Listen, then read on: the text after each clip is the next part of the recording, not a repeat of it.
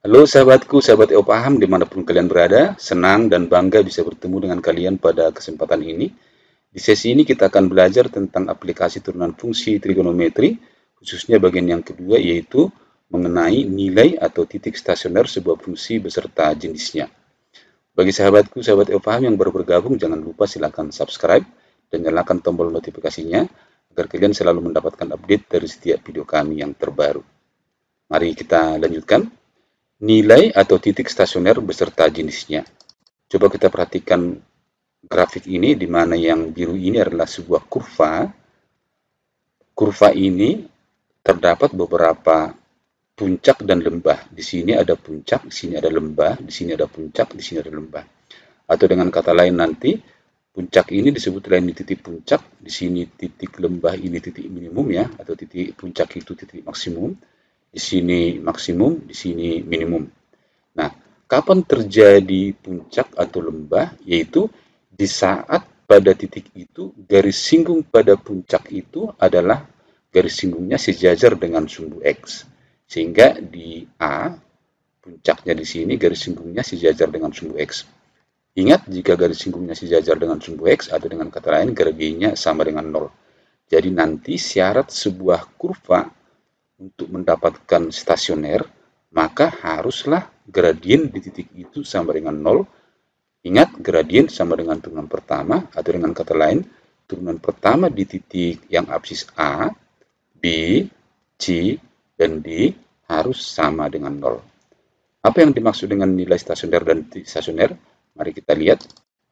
Nah, di sini sekarang A, FA ini adalah titik stasioner, sedangkan FA-nya adalah nilai stasioner, atau dengan kata lain, nilai fungsi tersebut pada absis X sama dengan A. Kemudian di titik B, maka kita dapatkanlah titik stasionernya adalah B, FB, kemudian di C, FC, kemudian dari D, kita dapatkanlah D, FD. Di setiap titik stasioner, garis singgungnya adalah sejajar dengan sumbu X, atau dengan kata lain, gradiennya sama dengan 0, atau dengan kata lain, turunan pertamanya nilainya sama dengan 0. Sehingga sekarang kita dapatkanlah syarat kurva berada pada saat stasioner jika kita dapatkan M-nya sama dengan 0 di titik itu, atau turunan pertamanya sama dengan 0 di titik itu. Sehingga sekarang coba kita perhatikan, kalau kita pindahkan garis-garis ini, kita lihat gradiennya, perhatikan, batasnya A, berarti di A ini gradiennya 0, sedangkan di kiri A, kurvanya naik, garis singgungnya tentu miring ke kanan, maka gradiennya positif. Selanjutnya di kanan A, gradiennya negatif karena garis singgung di sini nanti miring ke kiri. Demikian seterusnya. Maka kalau kita pindahkan penanda gradien, kita dapatkanlah A di kiri positif, di kanan B yang ini di kanan negatif karena dia di sini turun, di kiri positif karena dia di sini naik. Demikian sampai D. Sahabat paham, sekarang timbul pertanyaan bagaimana cara menentukan jenis titik A, FA atau jenis nilai stasioner FA. Mari kita perhatikan. Perhatikan nilai gradien di sebelah kiri A dan di sebelah kanan A. Di sebelah kiri A, positif berarti kurva itu naik. Kemudian di A tidak naik, tidak turun. Perhatikan garis singgungnya sejajar sumbu X. Selanjutnya di kanan, negatif berarti dia turun. Sehingga dia membentuk puncak. Berarti kalau puncak nilainya maksimum. Sehingga A, FA jenisnya adalah titik stasioner maksimum, sedangkan FA-nya adalah nilai stasioner maksimum. Sekarang kita perhatikan di B, di sebelah kiri negatif berarti turun, di B, perhatikan di B, tidak naik, tidak turun, di B sebelah kanan positif berarti naik. Ini membentuk lembah, berarti disebutlah ini nilai minimum. Saya ulangi, kalau puncak seperti ini disebut nilai maksimum, kalau bentuk grafiknya lembah, maka disebutlah dia minimum. Selanjutnya di C, kalau kita lihat di C, positif berarti naik, ke ke kanan negatif berarti turun, sehingga bentuk grafiknya adalah bentuk puncak. Maka C, FC adalah titik stasioner maksimum dan FC adalah nilai stasioner maksimum. Kemudian di D, coba kita lihat di D. Di sebelah kiri negatif berarti turun, kemudian di D 0, tidak naik, tidak turun, kemudian di sebelah kanan positif. Ini membentuk lembah, berarti jenisnya minimum. Sehingga D, FD disebut titik stasioner minimum, dan FD disebut nilai stasioner minimum. Sahabatku, sekarang kita tarik kesimpulan. Nilai FA di sini adalah nilai stasioner maksimum.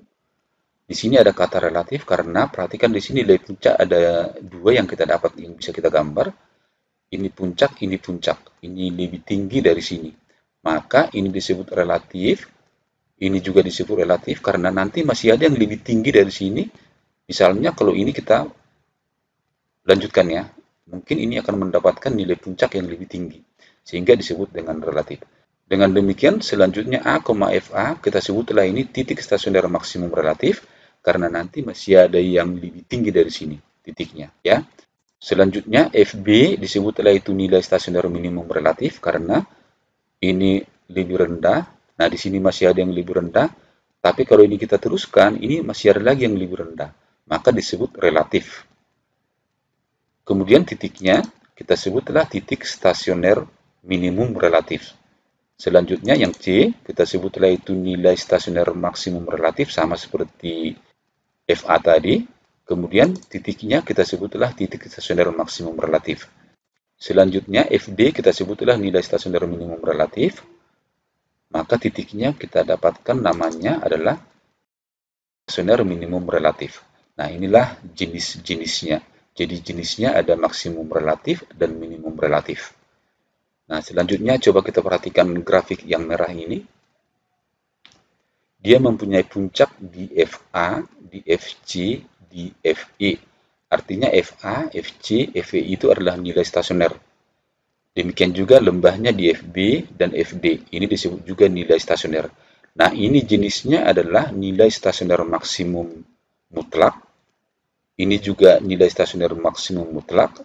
Ini nilai stasioner maksimum mutlak. Kenapa disebut mutlak? Karena tidak ada lagi yang lebih tinggi dari FC, FA, dan FE. Ini juga disebut nilai stasioner minimum mutlak karena tidak ada lagi yang lebih rendah dari FB dan FC. Atau dengan kata lain sering disebut juga nilai stasioner minimum lokal ya. Jadi dipersingkat, kalau tidak ada kata lokal atau mutlak, maka disebutlah itu nilai stasioner maksimum saja. Sedangkan jika dia mempunyai puncak ada beberapa, lebih dari satu, maka disebutlah itu puncak maksimum relatif, dan yang lebih rendah ada beberapa, maka disebutlah itu nilai minimum relatif. Mudah-mudahan penjelasan ini bisa dipahami dengan baik. Perhatikan grafik ini, coba lihat ini FA, ini A, maka ini titik A, FA disebut titik belok. Perhatikan di sebelah kiri kurvanya naik, kemudian di sebelah kanan kurvanya naik lagi. Maka titik belok itu adalah titik pembelokan dari naik, kemudian naik lagi. Kemudian yang di sebelahnya adalah kurva dari turun ke turun lagi. Maka pembelokan dari turun ke turun lagi disebutlah itu juga titik belok. Maka koordinat titik belok di sini adalah A, FA. Sehingga kita lihat grafiknya, jika dia merupakan titik belok, maka di sebelah kanan A dia naik, di sebelah kiri A dia naik, sehingga dia bentuknya naik, tidak turun, naik. Kemudian di sebelah kanan, di sini turun lagi, sehingga ini negatif-negatif, maka kurvanya turun, tidak naik, tidak turun, turun lagi. Maka bentuk seperti inilah nanti yang disebut dengan nilai belok atau titik belok. Baik, kita tarik kesimpulan. Maka di sini FA disebut nilai belok, sedangkan A, FA disebutlah itu titik belok. Baik, mari kita lihat contoh 1. Tentukanlah nilai stasioner dan jenisnya dari fx sama dengan 2 tambah cos kuadrat x. Mari kita jawab. Syarat fungsi stasioner tadi yang kita dapatkan adalah gradiennya sama dengan 0 atau dengan kata lain f aksen x sama dengan 0. Maka langkah pertama yang kita kerjakan adalah turunkan fungsi fx. Sehingga kita dapatkan fx sama dengan 2 cos kuadrat x, maka kita dapatlah turunannya adalah turunan 2 sama dengan 0, turunan cos kuadrat, ingat 2-nya maju ke depan, terus pangkatnya dikurang 1, sehingga 2 cos 2 kurang 1 dikali turunan dari cos x, yaitu min sin x.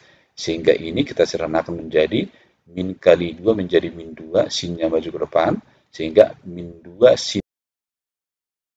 Kemudian, coba ingat rumus untuk rangkap, sin 2 theta sama dengan 2 sin theta cos theta. Maka bentuk ini dapat kita tulis menjadi min sin. Selanjutnya, syarat stasioner tadi f aksen x sama dengan 0. Berarti turunan pertamanya sama dengan 0, maka kita dapatkanlah min sin 2x sama dengan 0. Selanjutnya, min 0 bagi min sama dengan 0.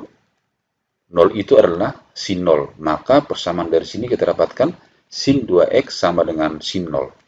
Selanjutnya ingat rumus untuk menyelesaikan persamaan trigonometri untuk sin x sama dengan sin alpha, ya, yaitu alpha tambah K360, bagian yang kedua 180 kurang alpha tambah K360. Sekarang kita selesaikan. Yang pertama dari sini berarti 2x sama dengan alpanya 0, 0 tambah K360 bagi 2, kita dapatkanlah 0 tambah K 180, ambil K-nya 0, maka kita dapatkanlah X-nya 0, ambilkannya 1, ganti 1, 1 kali 180 tambah 0 sama dengan 180, ambil K-nya 2, 2 kali 180 tambah 0, kita dapatkanlah 360. Sekarang kita selesaikan dari bentuk yang kedua, menjadi 180 kurang alpha, alpanya 0, maka kita dapatlah 2x sama dengan 180 kurang alpha tambah K360, kita bagi 2, kita dapatkanlah dari sini x sama dengan, ini bagi 2 90, ini bagi 2 180. Ambil K-nya 0, kita dapatkanlah x-nya 90, yaitu 0 kali 180 tambah 90, ambil K-nya 1, berarti 1 kali 180 tambah 90 sama dengan 270. Selanjutnya, berarti pembuat stasioner itu ada di titik 90, 180, dan 270. Sedangkan 0 dan 360 adalah ujung-ujung dari grafik, ya.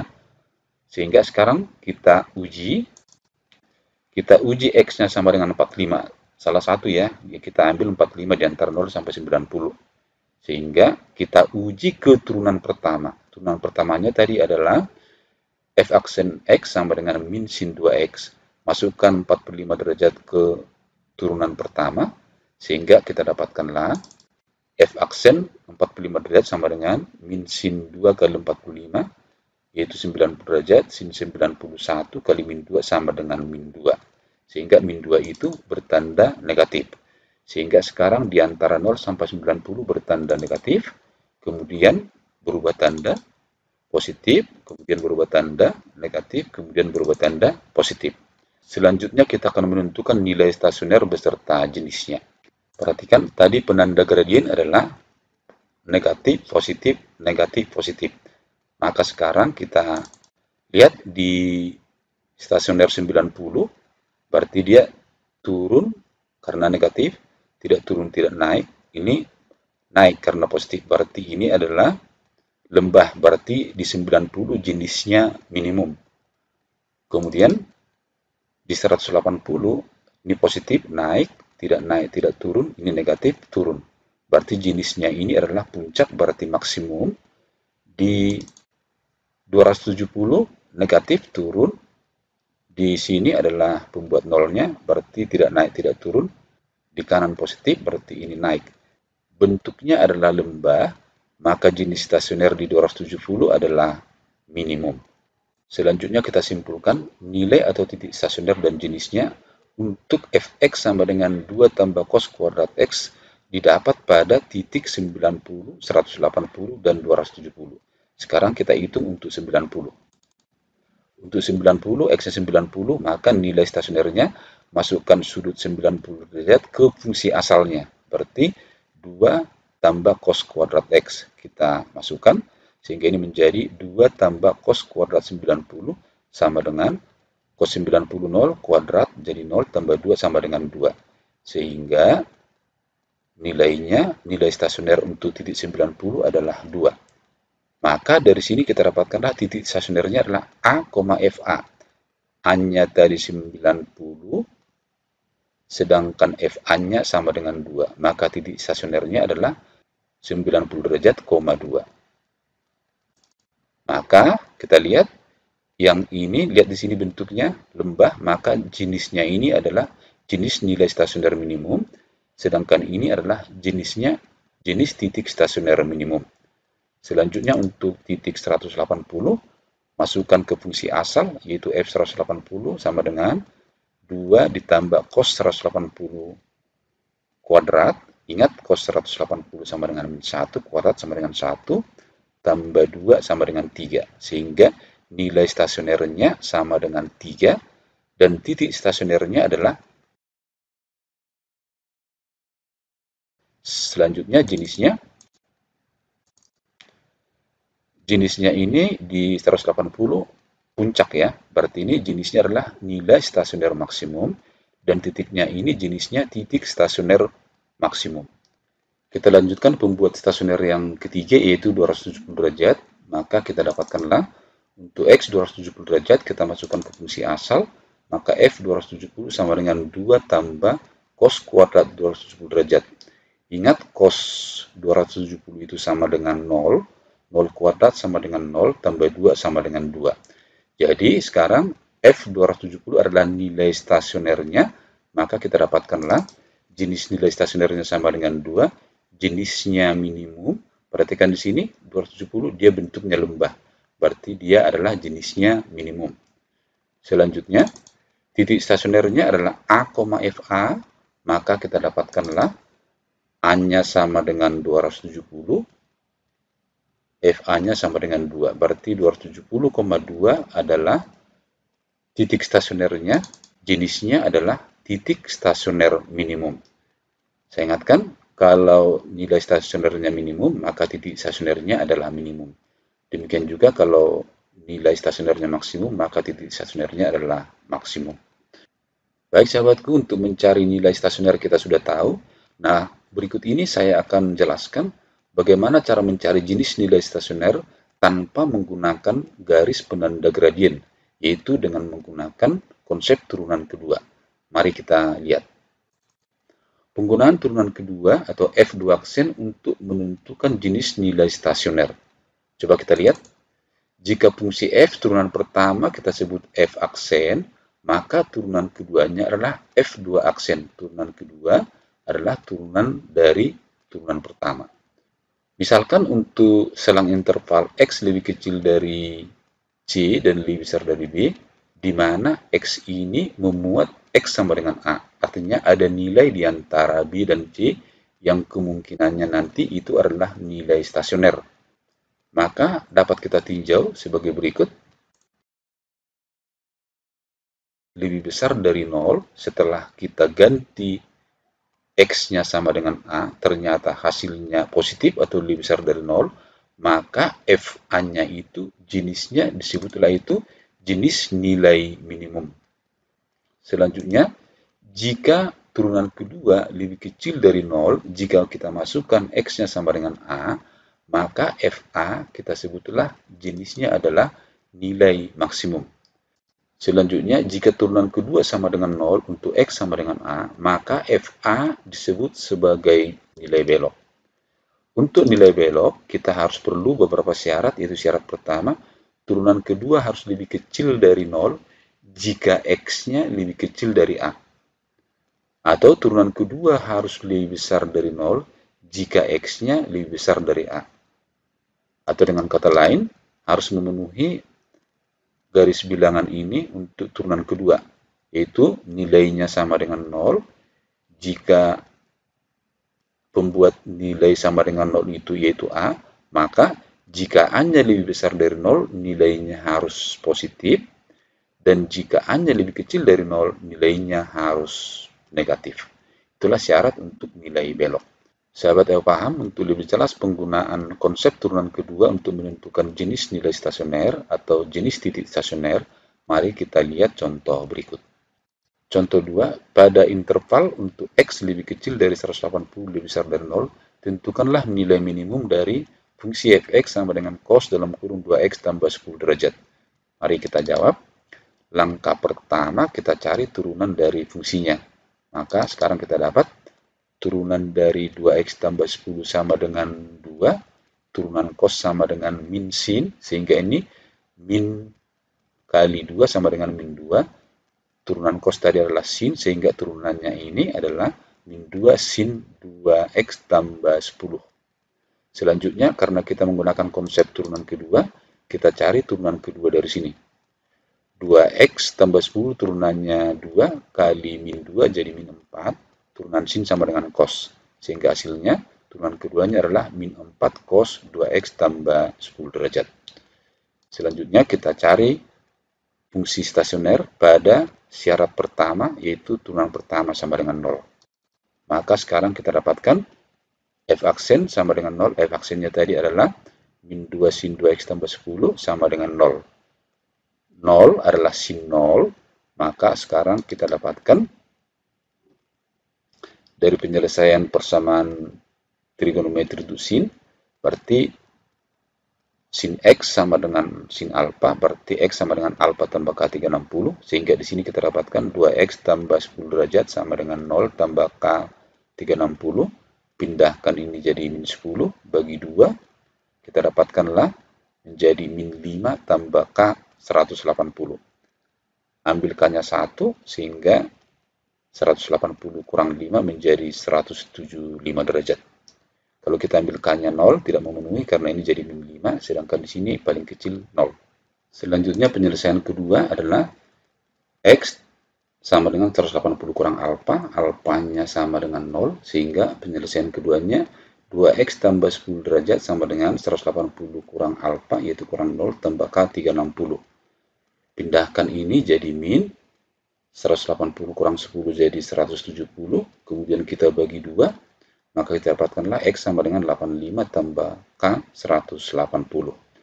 Ganti K-nya 0, ini kali 0, jadi 180 kali 0 tambah 85 sama dengan 85 derajat. Sehingga X-nya sama dengan 85 derajat. Maka dalam interval X lebih kecil dari 180 lebih besar dari 0, pembuat nilai stasionernya ada dua, yaitu X sama dengan 175 dan X sama dengan 85. Sehingga nilai stasioner yang pertama didapat untuk X sama dengan 85.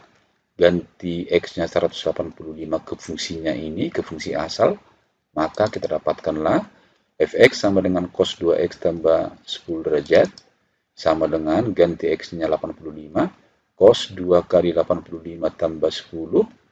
Coba kita hitung, 2 kali 85 itu adalah 170, tambah 10 sama dengan 180. 180 cos 180 sama dengan min 1.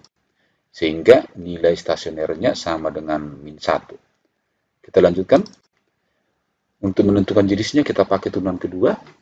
Lihat turunan keduanya tadi adalah min 4 cos 2x tambah 10 derajat. Ganti x-nya 85. Karena stasioner yang kita dapat pada x sama dengan 85, ganti ini 2 kali 85 adalah 170 tambah 10 180. Cos 180 sama dengan min 1 kali min 4 sama dengan 4. Jadi nilai fx, jadi nilai turunan kedua untuk x sama dengan 85 adalah 4. Ingat, jika turunan keduanya lebih besar dari 0 atau dengan kata lain berharga positif, maka jenisnya adalah jenis minimum. Sehingga sekarang kita simpulkan, jadi nilai stasionernya adalah min 1 dan jenis nilai stasionernya adalah nilai stasioner minimum. Selanjutnya, kita periksa untuk X sama dengan 175. Masukkan X 175 ke fungsi asal ke sini. Maka sekarang kita dapatkan fx sama dengan cos 2x tambah 10 derajat, ganti x-nya 175. Maka kita dapatkanlah cos 2 kali 175 tambah 10 derajat. Ini kita hitung, hasilnya 360 derajat. Cos 360 derajat sama dengan cos 0 sama dengan 1. Maka nilai stasionernya pada X 175 derajat adalah 1. Selanjutnya kita cari jenisnya menggunakan turunan kedua. Turunan keduanya adalah min 4 cos 2X tambah 10. Ganti X-nya 175, kita kali 2 tambah 10 menjadi 360. Cos 360 sama dengan cos 0 sama dengan 1. 1 kali min 4 sama dengan min 4. Sehingga turunan keduanya nilainya lebih kecil dari 0 atau negatif. Maka jika turunan kedua lebih kecil dari 0, maka jenisnya adalah jenis maksimum. Sehingga kita simpulkan, jadi nilai stasionernya adalah 1, jenisnya adalah nilai stasioner maksimum. Perhatikan yang ditanya di sini tentukan nilai minimumnya.